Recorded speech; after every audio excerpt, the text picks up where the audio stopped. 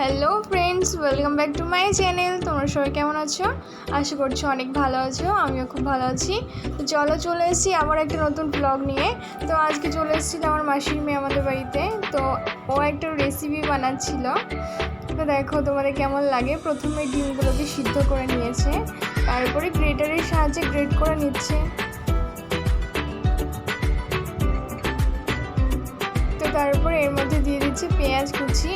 আমি বলছিলাম এটা ভয়েস ওভার দিলেও হবে সাইড থেকে, বাট ও বলছিল যে না, তুই এডিট করার সময় ওটা লিখে দিস। তো তোমরা দেখতেই পাচ্ছ কাঁচা লঙ্কা দিয়ে দিয়েছে, তারপরে দিয়ে দিল মরিচ গুঁড়ো, তারপরে হলুদ গুঁড়ো, তারপরে দিয়েছে ধনিয়া গুঁড়ো, তারপরে দিল গরম মশলা গুঁড়ো, আদা রসুন বাটা,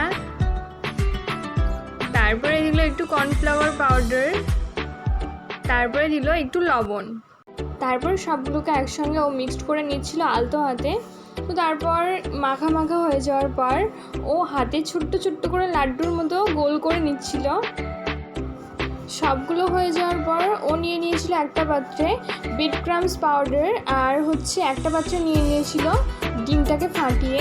তো ওই লাড্ডুগুলোর মতো ওগুলোকে ডিমটার মধ্যে দিয়ে দিয়ে এই ব্রেড ক্রাম্বসে একটু মাখিয়ে নিল আর কি। তো তারপর দেখো সবগুলো কমপ্লিট হয়ে যাওয়ার পর ও 30 মিনিট নর্মাল ফ্রিজে রেখে দিয়েছিল। তোমরা একটু ডিপ ফ্রিজে দেবে না, নর্মাল ফ্রিজে দেবে 30 মিনিটের জন্য। তারপর ওখান থেকে বার করে নেওয়ার পর একটা পাত্রে দিয়ে দিয়েছিল তেল। সেটা গরম হয়ে যাওয়ার পর ওই লাড্ডুগুলোকে দিয়ে দিয়েছিল। আসলে এগুলো লাড্ডু না, এগুলো হচ্ছে ললিপপ। তো হয়ে যাক, তারপরে তোমরা বুঝতে পারবে। তো এগুলো একটু ভাজা ভাজা হয়ে যাওয়ার পর এগুলোকে উল্টে নিয়েছে। উল্টো পিঠটা যখন একটু লালচে লালচে হয়ে এলো তখন ও সবগুলোকে তুলে নিচ্ছিল আর কি, তেলটা ঝাড়িয়ে। সো আমাদের কমপ্লিট হয়ে গেছে গরম গরম মুচমুচে ডিমের ললিপপ। তো তোমাদের কেমন লাগলো আমাকে অবশ্যই বলো। আমার ভিডিওটা ভালো লাগলে একটা লাইক করো, আর আমার চ্যানেলে নতুন হলে একটা সাবস্ক্রাইব করতে ভুলো না। আর কমেন্টে অবশ্যই জানিও কেমন লাগলো। তো দেখা হচ্ছে নেক্সট ভিডিও। টাটা।